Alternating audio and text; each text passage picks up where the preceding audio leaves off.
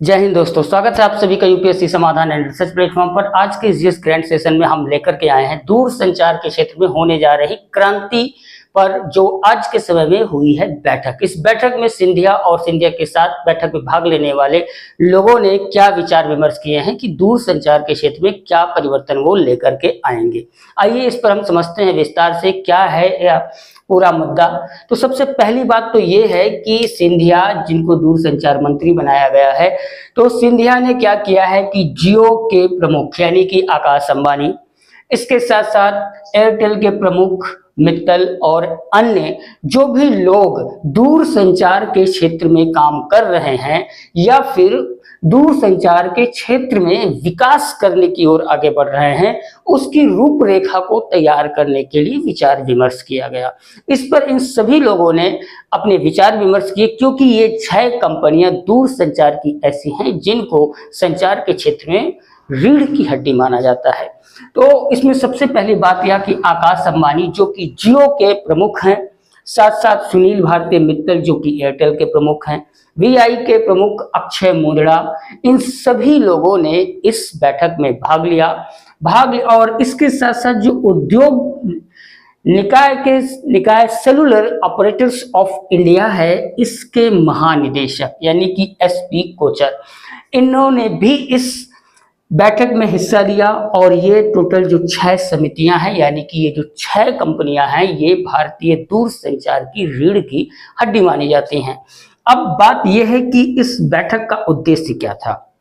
बैठक का उद्देश्य यह है कि भारत को आत्मनिर्भर बनाना, यानी कि आत्मनिर्भर बनाने के लिए भारत के प्रधानमंत्री नरेंद्र मोदी जी ने जो सपने देखे हैं, जिसमें भारत के अन्य बहुत सारे बड़े बिजनेसमैन भी लगे हुए हैं, तो यहाँ पर भी उनका सपना ये है कि दूर संचार को ज़्यादा से ज़्यादा सरल और सुलभ बनाया जाए। इसके लिए उन्होंने इसमें और अधिक काम करने के लिए इन सभी 6 समितियों यानी कि इन सभी 6 कंपनियों को एक साथ बैठक में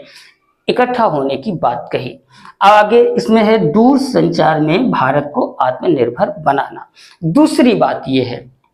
कि दूर संचार को एक महाशक्ति प्रदान करना, यानी कि आज भी आप देखते हैं कि जो ग्रामीण क्षेत्र हैं जहां पर आज भी पूरी तरीके से नेटवर्क की सुविधा उपलब्ध नहीं है, यानी कि डिजिटल इंडिया का जो स्वप्न भारत के प्रधानमंत्री ने देश को दिखाया था, इसको पूरा करने के लिए सबसे पहले जरूरी है कि संचार व्यवस्था को और अधिक मजबूत किया जाए। तो इसी क्षेत्र में आगे बढ़ते हुए इस बार ये बैठक बुलाई गई है। अब दूसरी बात यह है कि इसमें जो इंटरनेट सेवा प्रदाता कंपनियां हैं, यानी कि ऐसी कंपनियां जो इंटरनेट की सुविधा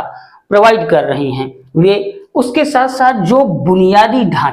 बुनियादी ढांचा समिति का मतलब ये कि जो बेसिक लेवल पर यानी कि ग्राउंड स्तर पर काम करने वाली जो समितियां हैं, वे उसके साथ साथ जो शिक्षाविद हैं, यानी कि आज के डेट में जैसा कि देखा जा रहा है कि किस तरीके से ऑनलाइन शिक्षण पद्धति पूरी तरीके से आगे बढ़ रही है, तो जब तक इंटरनेट की सुविधा पूरी तरीके से हर एक व्यक्ति के पहुंच में नहीं आएगी, यह शिक्षा पद्धति आगे सफल नहीं हो सकती है। इसके लिए शिक्षाविदों की राय लेना भी बहुत ही आवश्यक है। तो शिक्षाविद और साथ साथ अनुसंधान और विकास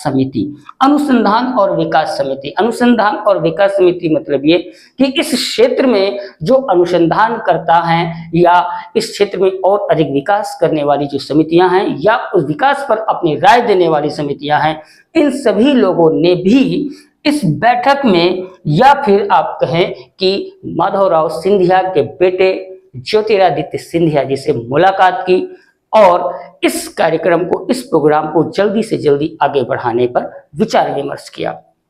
दूसरी बात यह है कि इसका जो उद्देश्य है, पहला तो उद्देश्य जो पूरी तरीके से क्लियर है कि भारत को आत्मनिर्भर बनाना है, डिजिटल इंडिया के सपने को साकार करना है, और जो महत्वपूर्ण और अंतिम लक्ष्य वो है जो वैश्विक क्षेत्र में यानी कि वैश्विक लीडरशिप में, ग्लोबल लीडरशिप में भारत के स्तर को आगे बढ़ाना या उसको लीडरशिप में प्रमुख बनाना। तो इस तरीके से दूर संचार कंपनियां जिस हिसाब से इस बैठक में भाग ले रही हैं, अपने विचार विमर्श कर रहे हैं, अपनी राय रख रहे हैं और चीजों पर समझने का प्रयास किया जा रहा है, उससे यह निष्कर्ष निकलता है कि संभवतः जल्दी ही एक नई दूर संचार क्रांति फिर से आने वाली है। जैसा कि 2006 और 7 में रिलायंस फोन